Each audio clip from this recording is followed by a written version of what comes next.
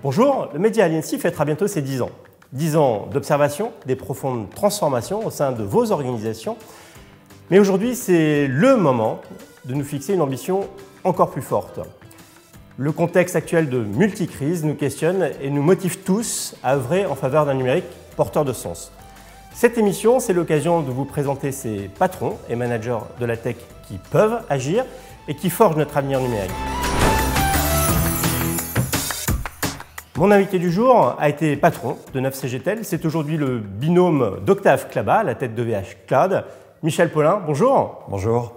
Michel, je te remercie d'être avec nous aujourd'hui. Non, merci à toi. Je vais t'embarquer pour une série de questions pour découvrir si ce numérique est vraiment forever pour toi. Et sans plus attendre, ce déclic, ces premiers pas dans le numérique, comment c'est passé pour toi? Moi, le numérique, je suis rentré quand j'étais tout petit, puisque je suis ingénieur. Et j'ai fait aussi du développement. Donc maintenant, quand on voit la couleur de mes cheveux, on voit que ça fait il y a très très longtemps. Qu'est-ce qui t'a le plus marqué sur cette carrière aujourd'hui par rapport à ces cheveux gris et toute cette période? Ce qui m'a marqué d'abord, c'est la vitesse.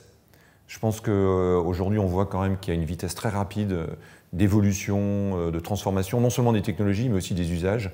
Et donc toute une adéquation de l'adaptation à la fois de la société par rapport aux technologies. Les règles du jeu, je vais te proposer de choisir une question de 1 à 5 et puis on avance. Ah, d'accord. Alors je commence. Sur la colonne à gauche. Je vais prendre la 3. La 3, on est parti. Ce que tu aurais aimé apprendre plus tôt dans ton parcours? Tout. Il faut apprendre. Il faut apprendre pour pouvoir faire. Je pense qu'il n'y a pas de limite, se dire je fais ça après. Non, il faut apprendre le maximum. Moi, j'ai toujours poussé mes enfants à apprendre vite et à faire. Alors, question qui me vient, quel regard tu portes sur l'échec justement dans cet apprentissage? L'échec, c'est comme... je dis souvent une analogie, hein, vous connaissez un enfant qui a réussi à marcher la première fois comme ça? Non, il faut tomber. On est imparfait. Exactement, il faut tomber pour pouvoir apprendre à marcher. Et donc l'échec fait partie de l'apprentissage et l'échec fait partie de la capacité du succès. Je ne connais personne qui peut prétendre avoir eu que des succès. Ça n'existe pas. Allez, on poursuit. 1 à 5. Alors j'ai pas le droit de refaire 3. Hein. J'aurais tendance à dire tu fais ce que tu veux. Je vais faire la 4. On peut la refaire si tu veux. Allez, la 4. Une anecdote amusante qui te revient dans ton parcours? Moi, j'ai une anecdote qui vient de... Tu as évoqué quand j'étais chez 9CGTEL. Chez 9CGTEL, on a fait énormément d'acquisitions. On a fait 14 acquisitions en 7 ans. Et à un moment, on s'est un petit peu arrêté, il y a eu une pause. Et j'étais dans l'ascenseur et il y a un employé qui est venu me voir en me disant « Mais Michel, qu'est-ce que tu fous là? Avec Jacques, là, qu'est-ce que vous foutez ?» Ça fait longtemps, là, ça fait plus de 6 mois qu'on n'a pas fait d'acquisition. Et il est temps vraiment que vous fassiez une acquisition. Je trouve ça drôle. Allez, celle-là, c'est moi qui te l'ai choisie.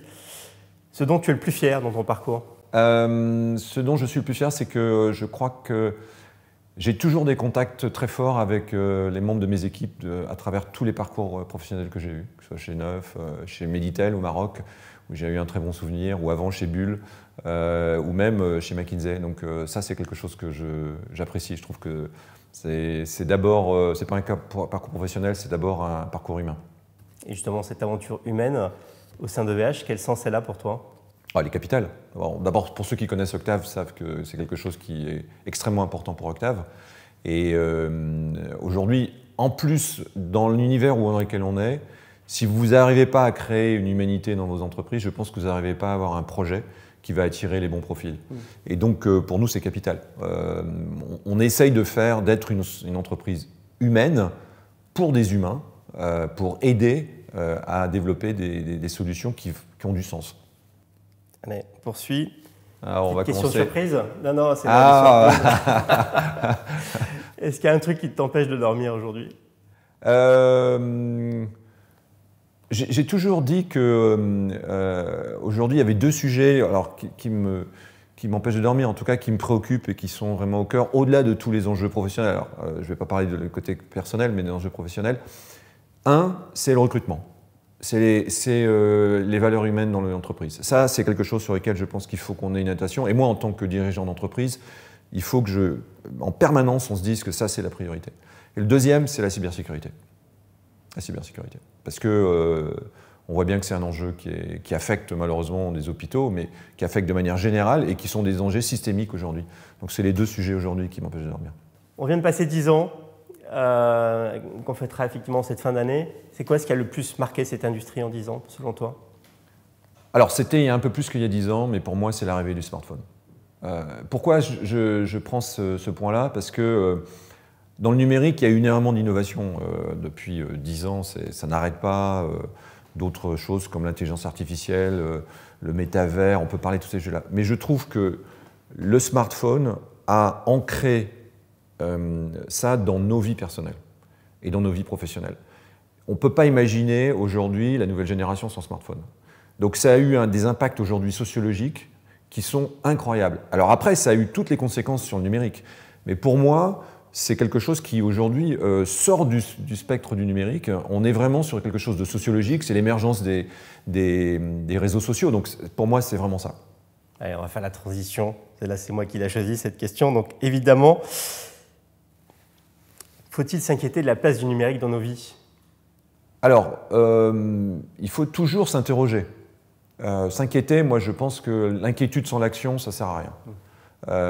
Parce que si l'inquiétude amène à l'inaction, bah écoutez, dans ce cas-là, on est dans le mode dépressif et j'essaie d'être un optimiste lucide. En revanche, je pense qu'il faut vraiment comprendre tous les enjeux du numérique dans nos vies personnelles et privées. Et donc, le numérique apporte aujourd'hui des dimensions qui ont dépassé ce qu'on avait il y a 15 ans ou il y a 10 ans. Maintenant, on voit bien que c'est des enjeux qui touchent à la démocratie, qui touchent à la manipulation, qui touchent aujourd'hui à des sujets qui viennent des sujets qui sont sociétaux, voire éthiques. Je prends les données de santé. Où sont vos données de santé? Qui a le droit de l'utiliser? Qu'est-ce que vous avez le droit d'en faire? On a peut-être deux façons de le faire, c'est on s'inquiète et on ne fait rien, ou au contraire, on prend les bonnes dispositions. Et donc là, ça veut dire qu'individuellement, on comprenne les enjeux. C'est d'abord chacun qui doit comprendre les enjeux.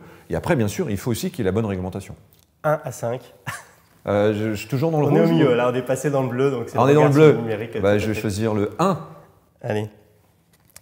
Celle-là, je t'ai dessiné. C'est bien que tu l'aies choisi. Alors là, oui, je veux dire, c'est les technologies quantiques.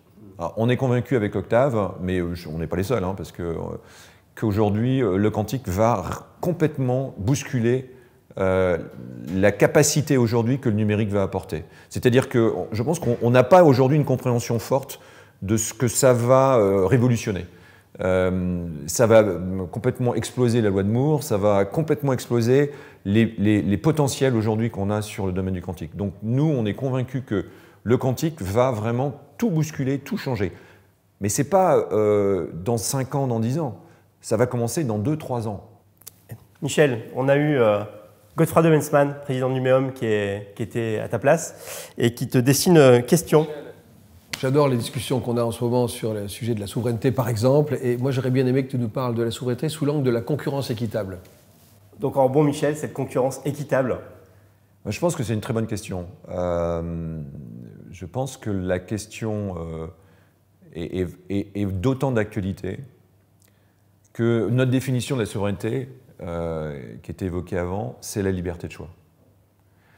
Nous, on pense qu'il est indispensable qu'il y ait les règles et aussi les pratiques qui font que les individus, mais également les entreprises, aient la liberté de choix. Un des risques que nous avons aujourd'hui dans le numérique, c'est les monopoles de fait. Ces monopoles de fait qui sont, par la puissance financière qu'ont un certain nombre d'acteurs, qui imposent leurs propres règles, parfois même au-delà du droit. On voit tous les débats aujourd'hui qu'il y a sur la protection des données et du respect du RGPD. Certains acteurs aujourd'hui ne respectent pas le RGPD et sont en train d'expliquer que c'est compliqué de le faire respecter. Mais la protection des données, c'est une obligation, ça devrait être vraiment quelque chose qu'on doit avoir. Donc moi, je pense qu'il est indispensable qu'effectivement, on ait une concurrence qui soit équitable sur des règles du jeu qui soient claires, définies et qui soient conformes à ce que les gens vont avoir pour pouvoir rester dans une liberté de choix. Comme vous le savez, un des hyperscalers, on a aujourd'hui monté à la Commission européenne un procès contre une position d'abus dominante et on pense aujourd'hui qu'il faut lutter contre ces tendances. Et oui, la concurrence équitable est quelque chose. Alors nous, on se satisfait aujourd'hui vraiment des intentions de la Commission européenne avec le DMA, le DSA, le Data Act, qui permettent de créer des règles claires dans lesquelles on va continuer à promouvoir votre liberté de choix. On poursuit. On va présenter une sélection des 100 personnalités qui donnent du sens au numérique. Quelles sont les personnalités que tu veux nous suggérer? Ah, j'en ai deux parce que j'ai travaillé avec eux et je travaille avec eux. Le premier, c'est Jacques Verrat, avec qui on a travaillé dans le domaine des télécoms. Et on est toujours en contact, j'adore. Et puis bien sûr, Octave Klaba quand même. Octave, c'est quand même quelqu'un d'extraordinaire, au sens premier du terme. Et donc, tous les jours, il m'inspire. La sélection est confidentielle, mais je pense qu'il y a des chances qu'on le retrouve quelque part. Allez, 1 à 5. Là-bas, 1. Le livre, le roman qui t'a marqué, influencé? Alors, un livre de Julien Gracq, Le rivage des Sirtes, et puis, comment dire, Les frères Karamazov de Dostoïevski. Hop, on poursuit. 1 à 5. 2. On va faire dans l'ordre.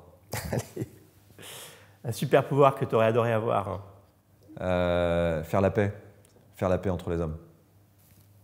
Allez, le 4. Le 4. L'autre métier que tu aurais adoré faire si tu n'avais pas fait cette carrière?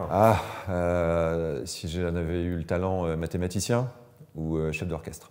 Plutôt les pieds sur terre ou la tête dans les étoiles? Il faut faire les deux. Je ne vais pas faire de choix. Je pense qu'il faut avoir les pieds sur terre pour l'action et puis avoir des ambitions qui sont tout là-haut. As-tu déjà fait passer un de tes défauts en qualité? J'ai tellement de défauts que non, je n'ai pas réussi, non.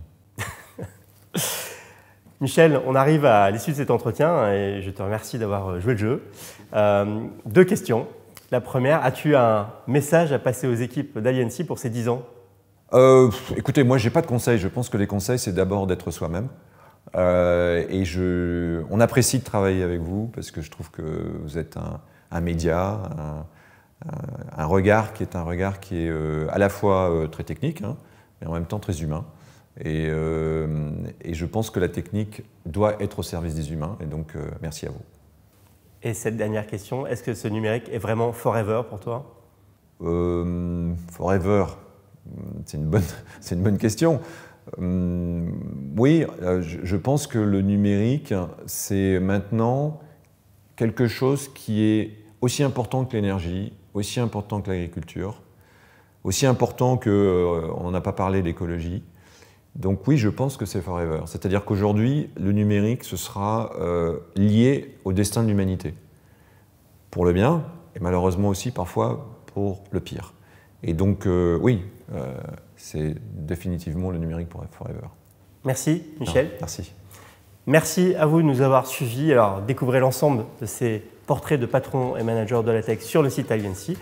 Rendez-vous à tous pour un nouvel entretien et surtout pour nos 10 ans, ce fameux 12 décembre prochain. Merci Michel. Merci à toi. Au revoir.